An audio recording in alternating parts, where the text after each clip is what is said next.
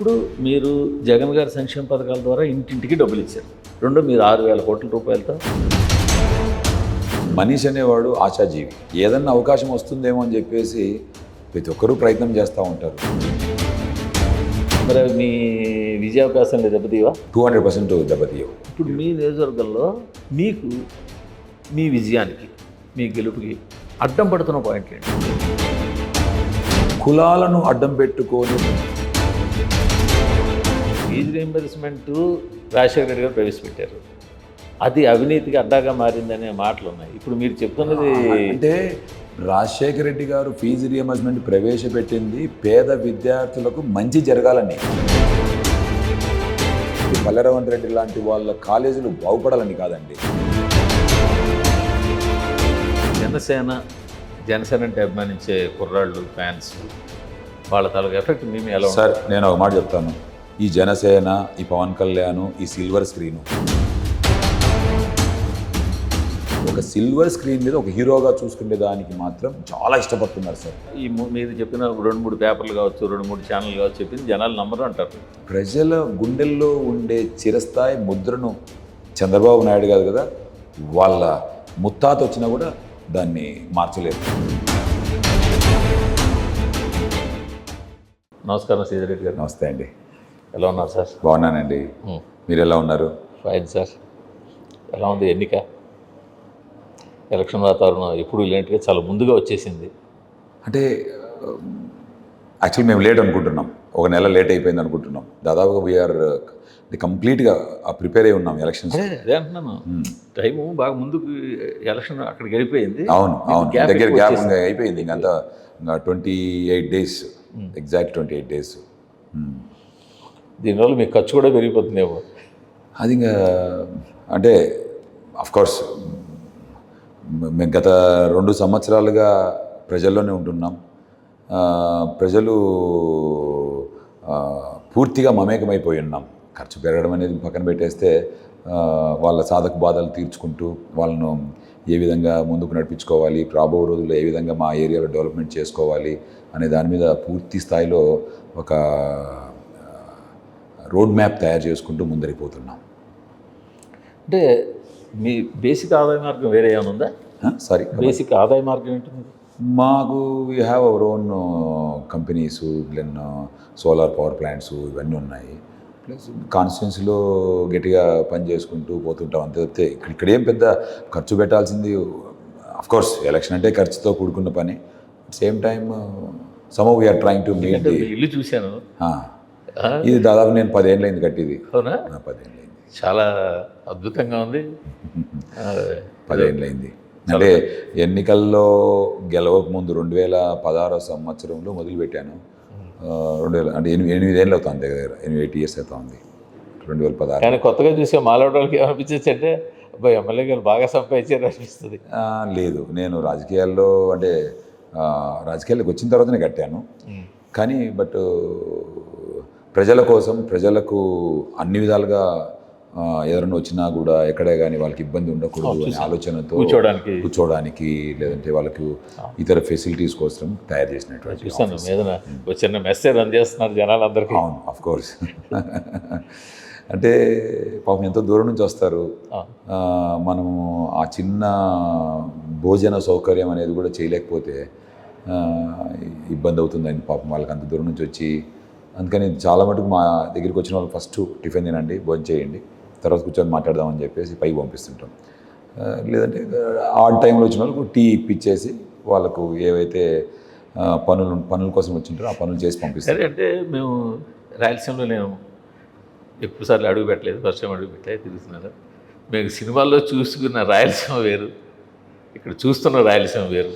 లేదు, మీరు చాలామంది ఎస్పెషలీ రాయలసీమలో ముఖ్యంగా మేము రాజశేఖర రెడ్డి గారి దగ్గర నేర్చుకుంది ఏంటంటే వచ్చిన మనిషిని దయాతో హృదయంతో వాళ్ళని హక్కును చేర్చుకోవడం, నెంబర్ 1. నెంబర్ 2, ఫస్ట్ వీళ్ళకు ఏదైతే దూర ప్రాంతం నుంచి వచ్చింటారు ఆ టయానికి ఫుడ్ ఉండదు, అంత బీదరికం అండి మా ప్రాంతం అంతా. కనీసం పలకరింపు. Yes, of course. నేను పలకరింపు, ఆ పని చేసి పెట్టడం. మీ ఇల్లు నాకు తెలియదు, వస్తూ ఎవరు అడిగినా డీటెయిల్డ్గా ఇలా వెళ్ళు అలా వెళ్ళు చెప్పి మాట అవును. అసలు పద్ధతి కానీ అంటే సినిమాల్లో మేము చూసింది రాయలసీమలో అడుగు పెట్టాలంటే భయపడాలి అనేటట్టు సినిమాల్లో చూసాం. లేదండి అసలు రాయలసీమ అంత మంచోళ్ళు కొత్త గతంలో ఫ్రాక్షన్ ఇట్లాంటివి ఉండేటివేమో కానీ రాయలసీమ అంత మంచి వాళ్ళు నాకు తెలిసి చాలా మంచివాళ్ళు అండి. నేను అంతకంటే చెప్పలేను. అంటే అంటే ఒక్కసారి ఒక ప్రేమించడం మొదలు పెడితే ఎందాకైనా అంటూ ఉంటారు, సాయం చేయడం మొదలు పెడితే ఎందాకైనా సాయం చేసేట్టు ఉంటారు. 5 ఏళ్ళు గడిచిపోయాయి. సో 5 ఏళ్ళు మీరు చేసింది కనుక బలంగా ఉంటే ఇప్పుడు ఇంత బలంగా ప్రచారం చేయాల్సిన అవసరం ఉండకపోవచ్చు కదా. అంటే బలంగా ప్రచారం చేయకుండా ఉండకూడదు అనేది ఒక నిమిషం పక్కన పెడితే, నువ్వు ఎంత అభివృద్ధి చేసిన ఇప్పుడు నేను ఫర్ ఎగ్జాంపుల్ మోడీ గారు ఉన్నారు. మోడీ గారు చాలా గట్టిగానే ఇండియాలో డెవలప్మెంట్ యాక్టివిటీస్ జరిగినాయని మనం భావిద్దాం. అది మళ్ళీ దాన్ని ఎన్నికలు వచ్చిందాక కంపల్సరీ ప్రచారం చేయాల్సిందే. ఇప్పుడు మా జగన్మోహన్ రెడ్డి గారు సంక్షేమ పథకాలు మేము ప్రవేశపెట్టినట్లు దేశంలో ఏ ముఖ్యమంత్రి చేయని విధంగా కులాలకు మతాలకు పార్టీలకు అతీతంగా ప్రతి కుటుంబానికి సాయం చేశాం. ప్రతి ఇంటికి సంక్షేమ పథకాలు అందాయి.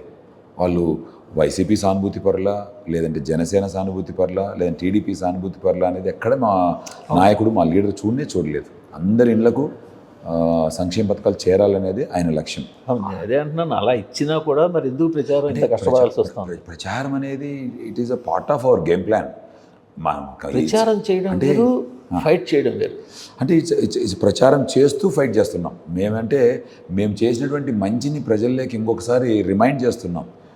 ఇన్ఫ్యాక్ట్ మీరు తీసుకుంటే పుట్టపర్తి నియోజకవర్గానికి సంబంధించి బ్రహ్మాండంగా దాదాపు 6,000 కోట్ల రూపాయలతో అభివృద్ధి పనులు కూడా బ్రహ్మాండంగా చేస్తున్నాం. 6,000 కోట్ల రూపాయలతో అభివృద్ధి పనులు అనేదానికి ముఖ్యంగా మొట్టమొదటిది ఈ ప్రాంతం పూర్తిగా వెనకబడిన ప్రాంతం. ఈ ప్రాంతంలో సాగునీరు లేక, త్రాగునీరు లేక వేలాది కుటుంబాలు వలసలిపోయినటువంటి పరిస్థితులు. అలాంటి పరిస్థితుల్లో నుంచి చంద్రబాబు నాయుడు గారి హయాంలో 2014 నుంచి 2019 మధ్యకాలంలో తీవ్రమైన కరువు అంటే అసలు తాగేదానికి నీళ్ళు ఉండేవి కాదు. ట్యాంకర్లు పెట్టి నేను సపరేట్గా దుద్దుకుంట ఫౌండేషన్ ఏర్పాటు చేసి, మా మిసెస్ దానికి చైర్పర్సన్, మా ఫౌండేషన్ ఏర్పాటు చేసి ప్రతి గ్రామానికి 15,000 లీటర్ల ట్యాంకును పంపించి నీళ్లు తోలేవాళ్ళం. అంటే నీళ్లు తోలడం ఎందుకంటే తాగేదానికి. మూగ జీవాలకు నీళ్లు లేవు, తాగేదానికి నీళ్లు లేవు. చంద్రబాబు నాయుడు విజయవాడలో కూర్చుంటాడు, పల్లె రఘునాథ్ రెడ్డి గారు విజయవాడలో కూర్చుంటారు. వాళ్ళకు ఇక్కడున్న పరిస్థితులను అర్థం చేసుకోరు.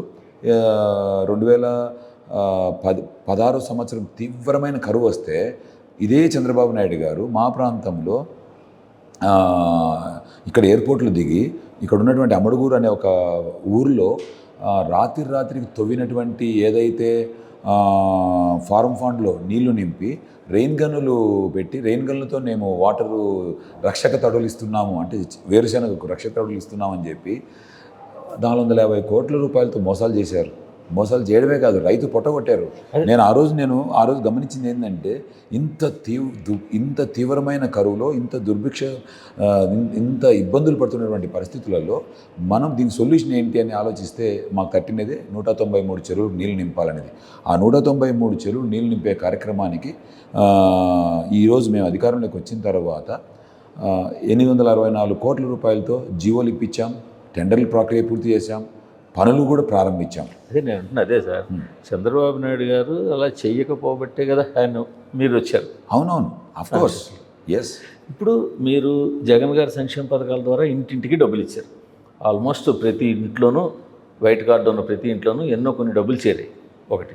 రెండు, మీరు 6,000 కోట్ల రూపాయలతో డెవలప్మెంట్ చేశారు. ఎన్నో చెరువులు నింపాలనుకున్నారు, నీటి కరువు తీర్చారు. సో ఇప్పుడు ఇదంతా బయట వాళ్ళకి తెలిసినా తెలియకపోయినా ఇక్కడ ఉన్న వాళ్ళకి తెలిసి ఉండాలి, ప్రతి ఒక్కరికి తెలిసి ఉండాలి. అప్పుడు వాళ్ళ మీ మీద ఒక గ్రాటిట్యూడ్ ఉండాలి కదా. 100%. ఈయన మనకింత చేశాడు, ఓటు వేయాలి అనే గ్రాటిట్యూడ్ ఉండాలి కదా. ఉంటుంది. మరి ఉందా? అది 100% ఉంది. 100% ఉంది. ఇప్పుడు ఈరోజు ఏంటంటే వీళ్ళు జగన్ గారి మీద ఒక దుష్ప్రచారం మొదలుపెట్టారు, అభివృద్ధి చేయలేదు అని. ఇప్పుడు నేను ఒకటే చెప్తున్నాను, మా నియోజకవర్గంలో దాదాపుగా 6,000 కోట్ల రూపాయలతో అభివృద్ధి పనులు జరుగుతున్నాయి. ఇప్పుడు నేను ఈ చెరువులతో ఒకటి చెప్పాను. జగన్ గారు లాస్ట్ టైం పాదయాత్రలో భాగంగా మా ఏరియాకి వచ్చినప్పుడు ఆయన పబ్లిక్ మీటింగ్లో అనౌన్స్ చేసిపోయారు, నేను మీ అందరి చల్లని దీవెనలతో అధికారంలోకి వచ్చిన తర్వాత 193 చెరువులకు సంబంధించి ఖచ్చితంగా నీళ్లు నింపే కార్యక్రమానికి శ్రీకారం చుడతామని చెప్పిపోయారు. అది ఈరోజు ఆయన చేతులు కూడా నెరవేరుతూ ఉంది. తర్వాత రెండోది వచ్చేసి ఏదైతే ఈ ప్రాంతం అన్కనెక్టెడ్ అంటే మనకు ఇంటీరియర్ ప్రాంతం, దీనికి నేషనల్ హైవే కనెక్టివిటీ లేదు. ఈ నేషనల్ హైవే కనెక్టివిటీ తీసుకురావాలనే ఉద్దేశంతో మా ప్రాంతంలో ఉన్నటువంటి ఒక రోడ్డును ముదుగుబ్బ నుంచి బుక్కపట్నం నుంచి పుట్టపర్తి నుంచి ఇక్కడ ఉన్నటువంటి అన్ని పల్లెలకు బైపాస్ రోడ్ ఏర్పాటు చేస్తూ జగరాజ్పల్లి దెన్ పెడబలి మీదుగా కొడికొండ చెక్ పోస్ట్ వరకు కోడూరు వరకు మనం NH 342 అని తీసుకురావడం జరిగింది. ఆ NH 342 ఏంటంటే పూర్తిగా విలేజ్ కనెక్టివిటీ రోడ్ ఏర్పాటు చేశాం. ఒక రోడ్ నుంచి ఒక రోడ్ లింక్ రోడ్ ఏర్పాటు చేశాం. 1750 కోట్ల రూపాయలు వెచ్చించి ఈరోజు పనులు ప్రారంభించాం. మరి ఇన్ని చేసినా కూడా మీ పార్టీలో మీకు కొంత మీకు అపోనెంట్లు కావచ్చు లేదా రైవల్ అనుకోవచ్చు, మీ వితిన్ ది పార్టీలో ఎందుకు ఏర్పడ్డారు మీ మీద? అంటే జనరల్గా మనిషి అనేవాడు ఆశాజీవి. ఏదన్నా అవకాశం వస్తుందేమో అని చెప్పేసి ప్రతి ఒక్కరూ ప్రయత్నం చేస్తూ ఉంటారు. ఆ ప్రయత్నంలో భాగంగా మా సోదరులు ప్రయత్నం చేసి ఉంటారు. కోర్స్ మనం అంటే ఇవన్నీ ఎట్లా ఉంటాయంటే ఎవరి ప్రయత్నాలు వాళ్ళు ప్రయత్నం చేశారు. మరి అవి మీ విజయావకాశం లేదు దెబ్బతీవా? లేదు, పొరపాటు ఎక్కడే కానీ 200% దెబ్బతీయవు. మేము చేసిన మంచి, మేము చేసినటువంటి ఎవరు వచ్చినా కూడా ఆదరించి పనులు పెట్టే అనే భావన ప్లస్ సంక్షేమం, మా జగనన్న చేసిన సంక్షేమం, ఈ మూడే మమ్మల్ని గెలిపిస్తాయి. గతంలో మీ అపోనెంట్ రమణారెడ్డి గారు, ఇప్పుడు వాళ్ళ కోడల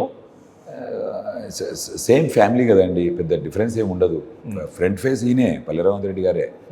అంటే ఏంటంటే ఈయనకు వయసు రీత్యా దాదాపు 70 సంవత్సరాలు వయసు వచ్చిందని చెప్పేసి టికెట్ నిరాకరించారు అనేది బయట చెప్పుకుంటున్నారు. అది అంతవరకు నిజమో నాకు తెలియదు, కానీ అందుకని వాళ్ళ కోడలికి ఇచ్చారు. బట్ కుటుంబం ఒకటే కదండి, పల్లె కుటుంబం. అంతేగాని జనాలు కొత్త అభ్యర్థి అలాంటిది ఏమైనా చూస్తారా? పాత చింతకాయ పచ్చడి కొత్త జాడీలు పోసి పెట్టారండి, అంతే. జాడి మారింది అంతే.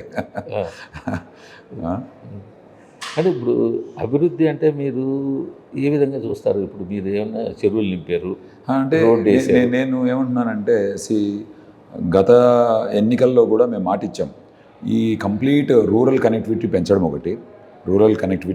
ఒకటి, దెన్ నేషనల్ హైవేస్ తీసుకురావడం ఒకటి, చెరువులు నింపే కార్యక్రమానికి శ్రీకారం చుట్టి పూర్తి చేస్తామని కూడా మాట ఇచ్చాం. కానీ 2 సంవత్సరాలు కోవిడ్తో కొంచెం వెనకబడ్డాం.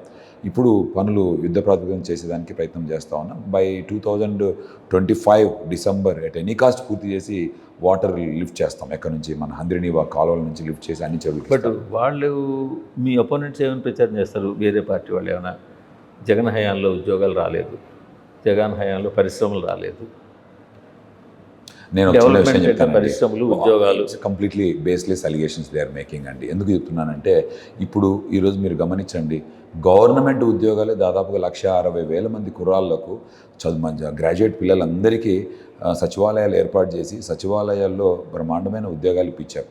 ఈరోజు 160,000 మంది అనేది it's not a small number.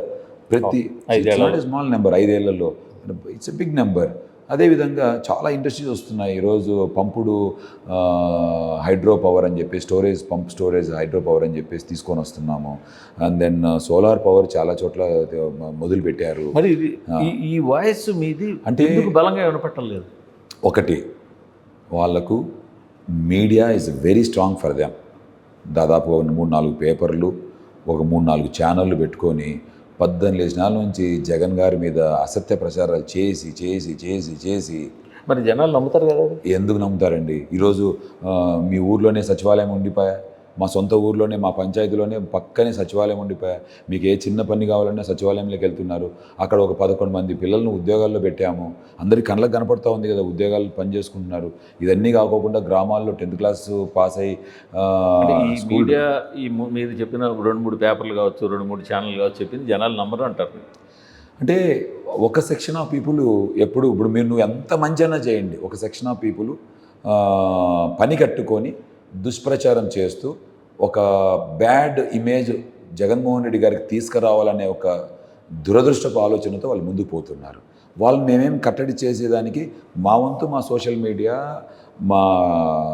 మాకున్నటువంటి పేపర్లు, మాకున్నటువంటి ఛానల్స్ కొంతవరకు ప్రొటెక్ట్ చేసుకోగలుగుతున్నాం. కానీ ప్రజల గుండెల్లో ఉండే చిరస్థాయి ముద్రను చంద్రబాబు నాయుడు గారు కదా, వాళ్ళ ముత్తాత వచ్చినా కూడా దాన్ని మార్చలేరు. ఈరోజు రాజశేఖర రెడ్డి గారికి మన రాష్ట్ర వ్యాప్తంగా మన ఆంధ్రప్రదేశ్లో కాదు, తెలంగాణలో కూడా ఎక్కడికి పోయినా రాజశేఖర రెడ్డి గారి విగ్రహాలు ఉన్నాయి అంటే ఎందుకు ఉన్నాయి? ఆయన చేసినటువంటి మంచి పనులు ఆయనను ఒక శాశ్వతమైన ముద్ర ప్రజల్లో స్థిరస్థాయిగా ఉండే విధంగా చేసింది. ఈరోజు జగన్మోహన్ రెడ్డి గారు కూడా చేస్తున్నటువంటి మంచి పనులు కులాలకు, మతాలకు, పార్టీలకు అతీతంగా అందరికి సాయం చేయడం ఒక ఎత్తు అయితే, ఈరోజు స్కూల్ ఎడ్యుకేషన్, కాలేజ్ ఎడ్యుకేషన్, అదేవిధంగా హెల్త్, మీరే కాదు, ఏ వైకాపా ఎమ్మెల్యే కానీ లీడర్ని కానీ టచ్ చేసినా ఇదే పాఠం చెప్తున్నారు, ఇవే పాయింట్లు చెప్తున్నారు. బట్ వాళ్ళు సేమ్ టైం ఏమంటున్నారు, ఇవంతా కూడా డొల్లా, ఇవేం జరగట్లేదు, పైకి చెప్తున్నారు, అందట్లేదు. నేను ఒక చిన్న విషయం చెప్తాను, ఫీజు రీయింబర్స్మెంట్ జరగట్లేదు, లేదు. I'm sorry to say this, 100% fees reimbursement జరుగుతూ ఉంది.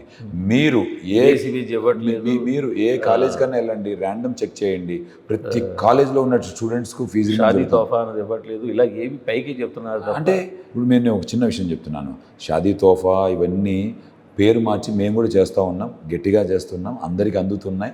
అది ఒక పీరియడ్లో పెట్టుకొని, అంటే పలానా టైం నుంచి పలానా టైంలో జగన్మోహన్ రెడ్డి గారు డీబీటీ ద్వారా డైరెక్ట్గా వాళ్ళ అకౌంట్లో పడేటట్లు చేస్తూ ఉన్నారు. సంక్షేమం అయితే ప్రతి ఇంటికి వెళ్తూ ఉంది, ఎలాంటి ఇబ్బంది లేదు.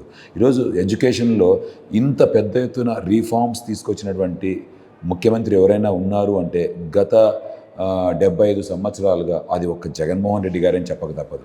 ఈరోజు ఇప్పుడు మీ నియోజకవర్గంలో మీకు, మీ విజయానికి, మీ గెలుపుకి అడ్డం పడుతున్న పాయింట్లు ఏంటి? మాకేం అడ్డం పడుతున్న పాయింట్లు ఏం లేవు. అంటే మీ ప్రత్యర్థులు ఏం పాయింట్స్ లేవండి, నిజం చెప్తున్నాను. ఎందుకు ఆ మాట అంటున్నాను అంటే ఒక సెక్షన్ ఆఫ్ పీపుల్ ఏం చేసుకొస్తున్నారంటే కులాలను అడ్డం పెట్టుకొని రాజకీయం చేసేదానికి ముందరికి వస్తూ ఉన్నారు. ఇప్పుడు అలాంటి పరిస్థితులు లేవు. ఈరోజు మేము ఫర్ ఎగ్జాంపుల్ నేను చెప్తున్నాను. ఈరోజు సత్యసాయి జిల్లాను తీసుకొని వచ్చాను, పుట్టపర్తి కేంద్రంగా సత్యసాయి జిల్లాను తీసుకొని వచ్చాను. అదేవిధంగా నేషనల్ హైవేస్ తీసుకొని వచ్చాను, అదేవిధంగా గ్రీన్ఫీల్డ్ ఎక్స్ప్రెస్ హైవే తీసుకొని వచ్చాను, అదేవిధంగా ఇంకొక నేషనల్ హైవే అక్కడ 3 మండలాల ఖర్చు తీసుకొని వచ్చాను. ఇంత పెద్ద ఎత్తున డెవలప్మెంట్ చేసిన తర్వాత ప్రజలు గమనిస్తున్నారు. అంటే నేషనల్ హైవేస్ అంటే సెంట్రల్ గవర్నమెంట్ కదా, సెంట్రల్ గవర్నమెంట్ అయినా కూడా ఇవి స్టేట్ ప్రపోజల్స్ అన్ని స్టేట్, ఎగ్జిక్యూషన్ బాడీ స్టేటే, ఫండింగ్ వచ్చి సెంట్రల్ నుంచి వస్తుంది అంతే.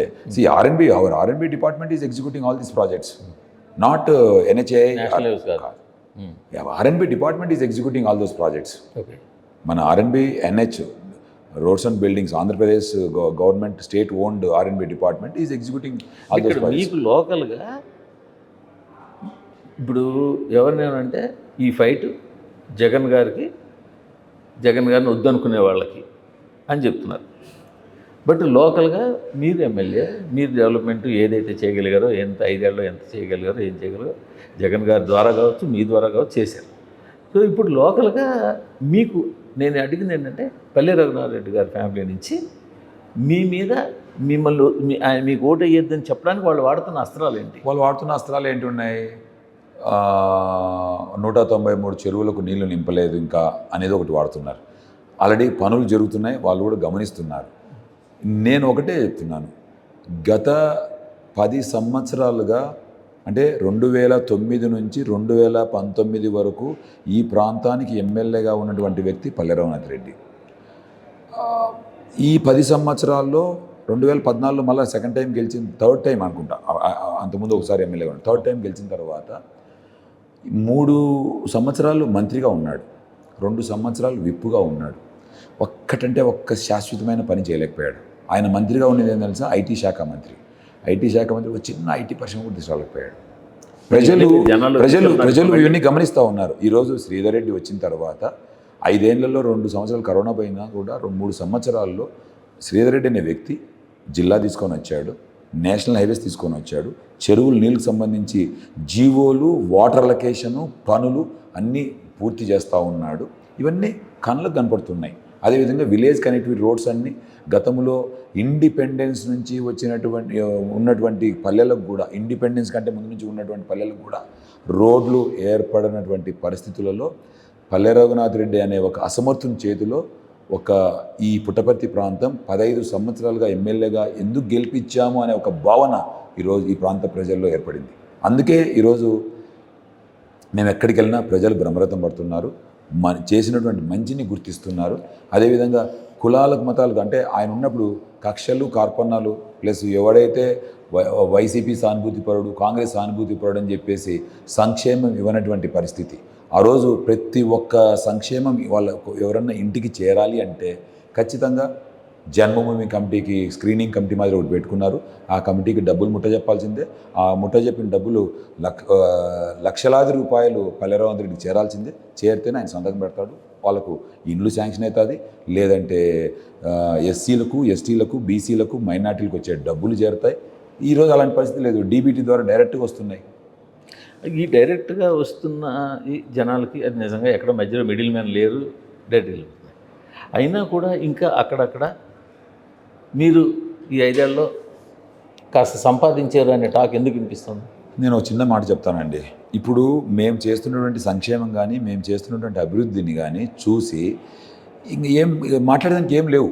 సో ఒక మాలిఫైడ్ ఇంటెన్షన్తో ప్రతిపక్షాలు కూడగట్టుకొని శ్రీధర్ రెడ్డి అనే వ్యక్తి మీద మనం ఏం అలీజ్ చేయలేము, ఓన్లీ కరప్షన్ ఛార్జ్ అలీజ్ చేస్తే బురద పట్టిస్తే కడుక్కుంటాడనే దాంతో ఆలోచిస్తూ ఉంటారు. అది కనపడదు కూడా చెప్పేదానికి సాక్ష్యాలు ఉండవు, ఏముండవు. నేను కూడా చెప్పుకున్నాను కూడా. ఎలా ఈరోజు ఇంత పెద్ద ఎత్తున డెవలప్మెంట్ యాక్టివిటీస్ జరుగుతున్నప్పుడు వీళ్లకు గోబెల్స్ ప్రచారం చేస్తే కానీ మేము ముందుకు నడవలేము అనే ఒక దురదృష్టపు ఆలోచనతో ముందుకు పోతున్నారు. అసలు మేము పేపర్లో చదువుతుంటాం, రాయలసీమలో ఎవరు ప్రజాప్రతినిధి అయినా, ఏ పార్టీ వాళ్ళైనా, అధికారంలో ఉన్న వాళ్ళకి ఇక్కడికి వచ్చిన కాంట్రాక్ట్ చేసేవాళ్ళు లోకల్ వాళ్ళైనా నాన్ లోకల్ అయినా ఖచ్చితంగా కప్పం కట్టాలి, ఇంత పర్సంటేజ్ ఇవ్వాలి అని అంటారు. అది ఎంతవరకు నిజం? కంప్లీట్లీ రాంగ్ అండి. ఏదో వాళ్ళ అవసరాల కోసం వాళ్ళు ఏమైనా మాట్లాడుకుంటారేమో కానీ this completely wrong. It's all baseless words. మరి ఎమ్మెల్యే 5 ఏళ్లలో ఎలా సంపాదన మార్గం? We have our own business. మీరేనే కాదు, ఇప్పుడు 5 ఏళ్ళ తర్వాత మళ్ళీ ఈ ఎన్నికల్లో కనీసం మీరు 30 కోట్లు ఖర్చు చేయాల్సి ఉంటుందా? ఎందుకు ఉంటుందండి? అంత ఉంటుందంటారా? మీరు చెప్పాలి. నాకు అవసరం లేదంట. నేను చేసిన మంచి సంక్షేమం మమ్మల్ని గెలిపిస్తుంది. బయట చూస్తే 10ల సంఖ్యలో జనాలు ఉన్నారు, వాళ్ళు పెట్టాలి. 10ల సంఖ్యలో ఏదో మంచి పనుల కోసం వచ్చింటారు. వాళ్ళ వాహనాలు ఉన్నాయి, వాళ్ళందరినీ తిప్పాలి, ప్రచారం చేయాలి. దట్స్ రొటీన్ కోర్సులో జరిగిపోతుంటాయి. అదంతా అవుతాయండి. విషయం కూడా తెలుసు, ఆర్థికంగా మీరు కూడా సౌండే కావచ్చు, కానీ రఘునాథ్ రెడ్డి గారి ఫ్యామిలీతో పోలిస్తే వాళ్ళ ఖర్చును మీరు తట్టుకోలేరు ఎన్నికల్లో. మేము తట్టుకోలేమంటారా? మంచిదే కదండి. మంచిదే అవుతుంది. ఎందుకంటే ఎన్నికల్లో డబ్బు అనేది ప్రాధాన్యత ఎంతవరకు ఉంది అనేది ప్రజలు కూడా గమనిస్తూ ఉన్నారు. ఈరోజు నేను ఒకటే చెప్తున్నాను, ఈ గ్రేట్ ఆంధ్ర ఈ మీడియా ద్వారా నేను ఒకటే చెప్తున్నాను, ఆయన ఎంత ఇస్తే అంత తీసుకోండి, ఓటు మాత్రం ఫ్యాన్ గుర్తుకేయండి, శ్రీధర్ రెడ్డిని గెలిపించండి. ఎందుకంటే 15 సంవత్సరాలు ఎమ్మెల్యేగా ఉన్నటువంటి వ్యక్తి ఒక్క శాశ్వతమైన పని చేయలేనటువంటి అసమర్థుడు పల్లె రఘునాథ్ రెడ్డి. డబ్బు మాత్రం బాగా సంపాదించాడు. కాలేజీ ఫీజులు పిల్లలను బెత్తం పెట్టి కొట్టి మళ్ళీ కలెక్ట్ చేశాడు. లక్షలాది రూపాయలు కలెక్ట్ చేశాడు. అంత అంటే స్టూడెంట్ లేని సంఖ్యను కూడా, అంటే సపోజ్ 100 మంది స్టూడెంట్స్ ఉంటే 1000 మంది స్టూడెంట్స్ అని సంఖ్య రాసుకొని, పేర్లు రాసుకొని ఆధార్ కార్డు, అంత బోగస్ ఫీజు రీయింబర్స్మెంట్. మరి ఆ ఫీజు రీయింబర్స్మెంట్ రాజశేఖర రెడ్డి గారు ప్రవేశపెట్టారు. అది అవినీతికి అడ్డాగా మారిందనే మాటలు ఉన్నాయి. ఇప్పుడు మీరు చెప్తున్నది అంటే రాజశేఖర రెడ్డి గారు ఫీజు రియంబర్స్మెంట్ ప్రవేశపెట్టింది పేద విద్యార్థులకు మంచి జరగాలని, ఇలాంటి స్వార్థపరుడైనటువంటి పల్లె రఘునాథ్ రెడ్డి లాంటి వాళ్ళ కాలేజీలు బాగుపడాలని కాదండి. మనం దాంట్లో మంచి అంతా చెడు గమనించుకోవాలి. రాజశేఖర రెడ్డి హయాంలో చాలా మంది కాంగ్రెస్ నాయకులే కాలేజీలు పెట్టి. చిన్న సబ్మిషన్ సార్, ఈరోజు మా ప్రాంతంలో ప్రతి వీధిలో, ప్రతి ఊర్లో, ఈ నా నియోజకవర్గంలో లక్షలాది సాఫ్ట్వేర్ ఇండస్ట్రీలో పనిచేస్తున్నటువంటి మంచి ఇంజనీర్లు ఉన్నారు అంటే అది ఒక్క రాజశేఖర రెడ్డి గారి చొరవతో ప్రారంభమైనటువంటి ఫీజు రీయింబర్స్మెంట్ ద్వారా. ఇలాంటి పల్లె రఘునాథ్ రెడ్డి లాంటి స్వార్థపరులకు, పల్లె సింధూరు లాంటి స్వార్థపరులకు, పల్లె కిషోర్ లాంటి స్వార్థపరులకు డబ్బు సంపాదన తప్పితే ప్రజల శ్రేయస్సు కానీ, విద్యార్థుల శ్రేయస్సు కానీ వీళ్ళకి తెలియదు. ఈరోజు నేను ఒక చిన్న విషయం చెప్తున్నాను. 14 నుంచి 19 మధ్యకాలంలో అనంతపురం జిల్లాకు సంబంధించి 2 అగ్రికల్చర్ కాలేజీలు వస్తే ఒక కాలేజు దివాకర్ రెడ్డి గారి కుటుంబ సభ్యులకు, ఒక కాలేజు పల్లె రేవంత్ రెడ్డి గారికి చంద్రబాబు నాయుడు గారు ఇచ్చారు. నేను చంద్రబాబు నాయుడు గారు ఇచ్చిన తర్వాత పల్లె రేవంత్ రెడ్డి గారు మా ప్రాంతంలో ఎక్కడన్నా పుట్టపర్తి నియోజకవర్గంలో కాలేజీ పెడతారనుకున్నాం. ఆయన తీసుకెళ్ళి ఆయనకున్నటువంటి బుక్కరాయ సముద్రం దగ్గర ఎక్కడో కాలేజ్ పెట్టుకున్నాడు, అగ్రికల్చర్ కాలేజ్. దాదాపు 100 ఎకరాల్లో కాలేజ్ పెట్టుకున్నాడు, బాగానే ఉంది. నేనేమంటున్నానంటే ఒక ఎమ్మెల్యేగా, స్థానిక ఎమ్మెల్యేగా ఆయనకున్న స్వార్థం ఏంటి?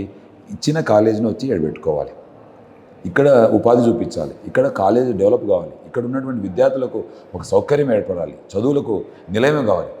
ఎంతసేపున అనంతపూర్లో ఉండాలి, అనంతపూర్లో పండుకోవాలి, అనంతపూర్లో నిద్రలేయాలి, అనంతపూర్లో కాలేజీ బాగా నడచాలి.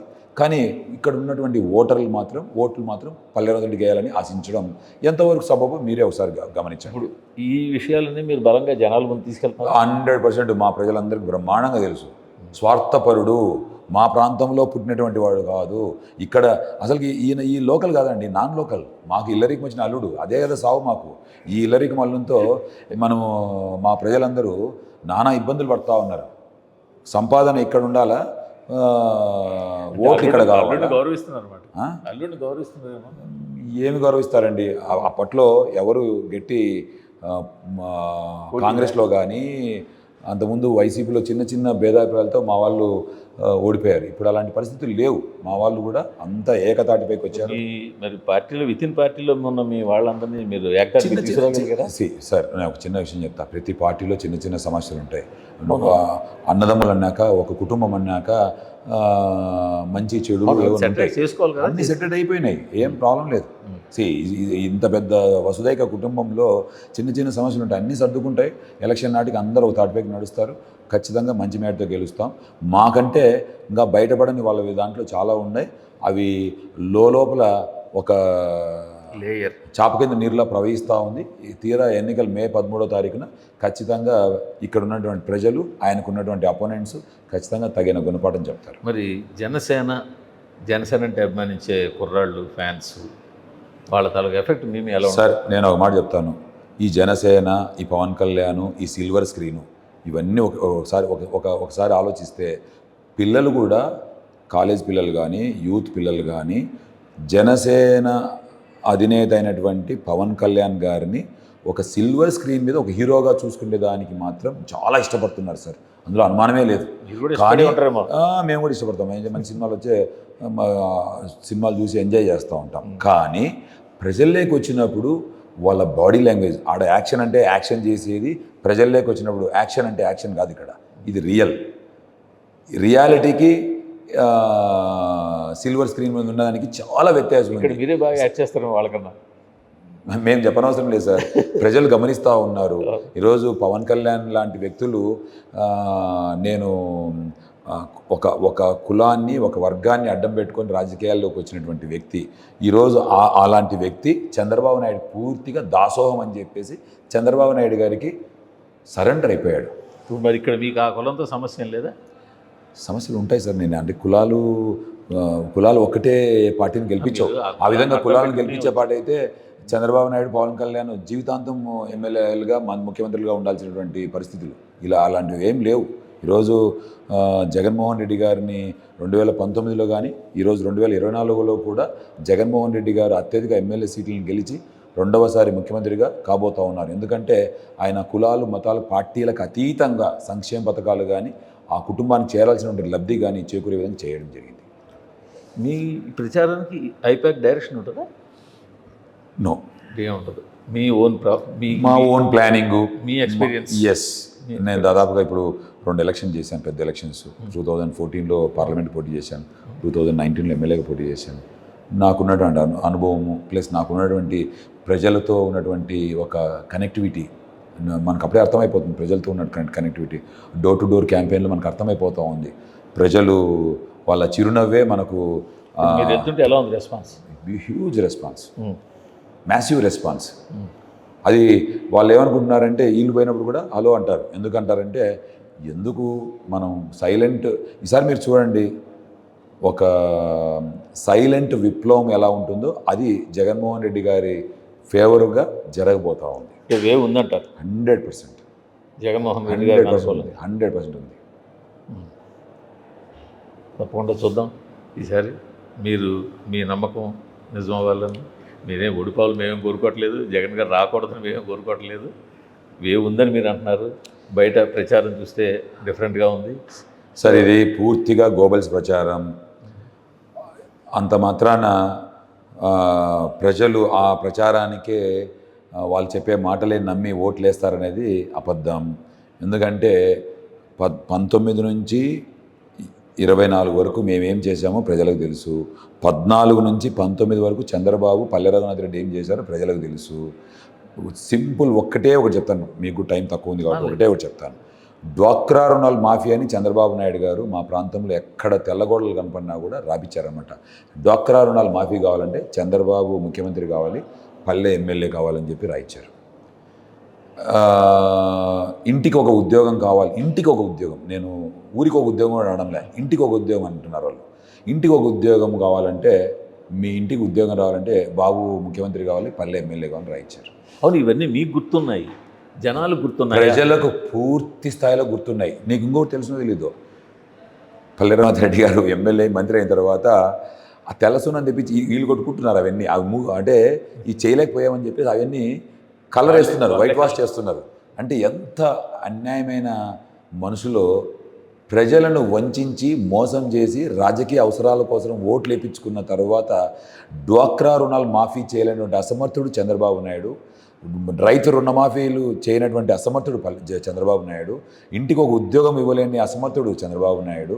అదేవిధంగా ఏదైతే బంగారు బ్యాంకుల్లో తాకట్టు పెట్టే బంగారు ఇంటికి తీసుకురాలేనటువంటి అసమర్థుడు చంద్రబాబు నాయుడు. అలాంటి వాళ్ళ గురించి నేను ఎంత ఎక్కువ మాట్లాడినా కూడా తక్కువే అనిపిస్తుంది. ఈరోజు ప్రజలు పూర్తిగా వాళ్ళ మనసుల్లో జగన్మోహన్ రెడ్డి గారు ఒక శాశ్వతమైన ముద్ర వేసుకొని ఉన్నారు. కాబట్టి మనం దాని గురించి ఎక్కువ ఆలోచించిన అవసరం లేదు. ఖచ్చితంగా జరగబోయే ఎన్నికల్లో వైఎస్ఆర్ కాంగ్రెస్ పార్టీ విజయ దుందుంబి మోగిస్తుంది.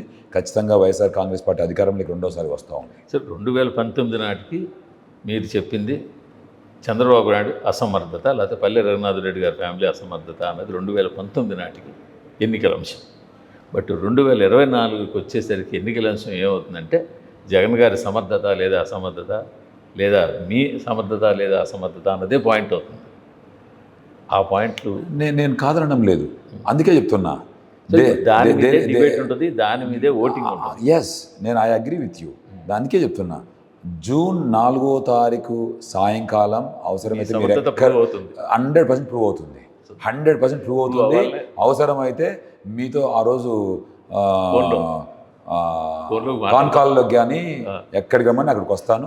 ఖచ్చితంగా we're proven to be successful అని చెప్పి మీరే ఆ రోజు యాక్సెప్ట్ చేస్తారు. Okay, all the best sir. Thank you so much. మీరు ఖచ్చితంగా ఈ నియోజకవర్గ జనాలకి మీరు చెప్పినవన్నీ చేసి ఉంటే, ఎందుకంటే మేము ఒకేసారి అన్ని విలేజ్లు తిరగలేం కాబట్టి, తెలుసుకోలేం కాబట్టి మీ మాటలు విశ్వసిస్తున్నాం.